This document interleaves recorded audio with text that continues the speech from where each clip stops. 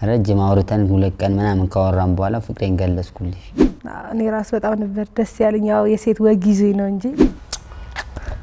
ብዙ ቦታ ፈለኩሽ ሞከርኩኝ አልቻልኩም የሚያውቁሽን ሰዎች ጠየቅኩሉንም አጣውሽ ትዳር ከመመስረታችን በፊት ልጅ ለመፍጠር ሞክረን አልተሳካልንም ካለበት ነገር ባውጣው ደስ ይለኛል አባቴ በጣም ነው የምወደው በጣም በቃ አንነግረውም አንዳንዴ ነው የምነግረው በቃ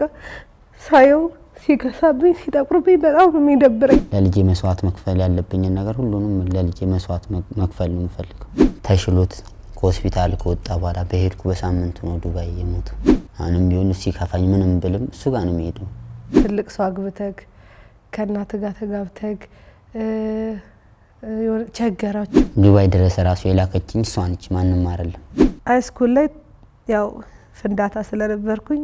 በድንገት ጓደኛ ነበረኝ የዛን ጊዜ እርግዝና ተፈጠረና ትምርቱን ማቋረጥኩ